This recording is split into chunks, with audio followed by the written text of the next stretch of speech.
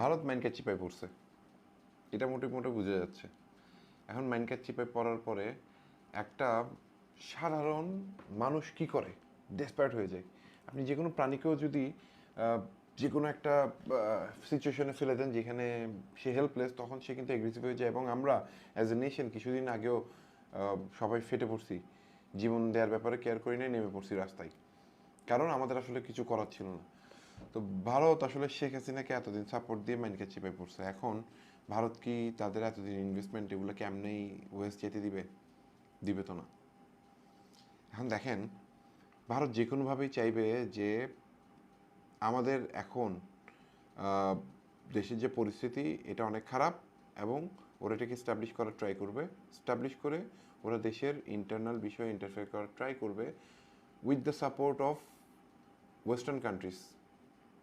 Very simple. আমাদের দেশকে ঝামেলাতে ফেলতে পারলে ওদেরই লাভ।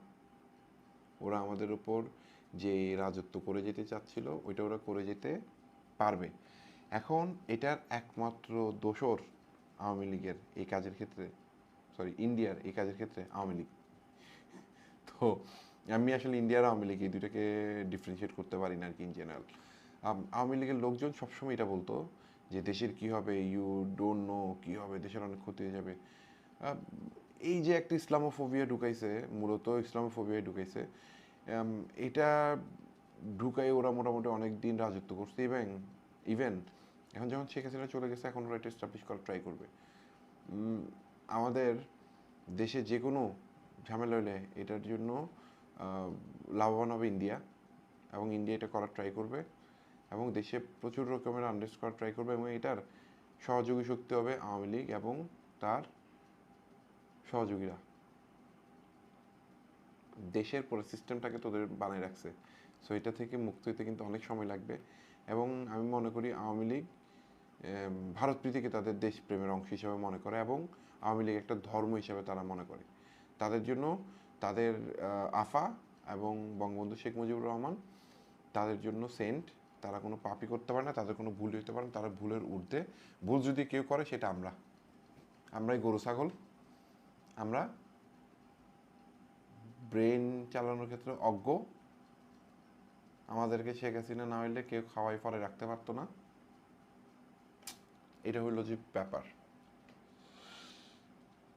তো ইন্ডিয়া অলরেডি ট্রাই করতেছে দেশের পরিস্থিতি খারাপ করার জন্য। আমি এটার লক্ষণ হিসেবে একটা জিনিস আমি বলবো যে আমাদেরকে আমেরিকা রেড লিস্টেড কান্ট্রির মধ্যে ফেল দিছে, 21টা দেশের মধ্যে আমাদেরকে কিন্তু অলরেডি ফেল দিছে। তার মানে দেশের ওরা যে ফিউচার প্রসপেক্ট দেখতেছে এটা ভালো না। এখন দেখেন, আমেরিকা যদি আমাদেরকে এই লিস্টে ফেলে, এটার জন্য কি আপনি আমেরিকাকে দোষ দিবেন? আমি আমেরিকাকে দোষ দিতে রাজি না।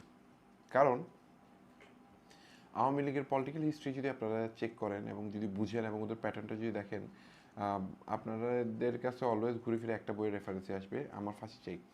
ওই বইটা তো আমি পড়ছি হইলো যে ইয়ার পরে, ভালোভাবে পড়ছি হলো যে এই স্বৈরাচার শেখ হাসিনার পতনের পরে।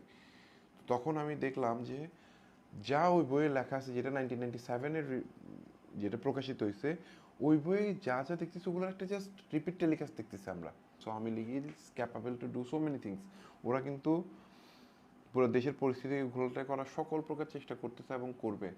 সো আপনাদের কেয়ারফুল থাকা উচিত। এখন জাতীয় সঙ্গীতের মতো সিলি বিষয় নিয়ে আলোচনা না করে এগুলো নিয়ে করেন যে কী হওয়া উচিত, কী হচ্ছে, এবং কোন দিকে দেশের পরিস্থিতি যাচ্ছে, এবং ভারত ঠেকান। আর পাকিস্তান প্রীতি দেখেন না ভাই। হোয়াট? পাকিস্তানের সাথে আমাদের হিসাব আছে। আমার জাতীয় সঙ্গীতের ব্যাপারে কিছু বলার আছে। জাতীয় সঙ্গীতটা শুনলে আমার কাছে মনে হয় যে এটা একটা রোমান্টিক সং, ভালোবাসার, কিন্তু যেটার মধ্যে প্যাশন নাই।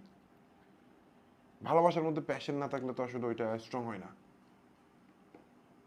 চিন্তা করেন। ভালো থাকবেন।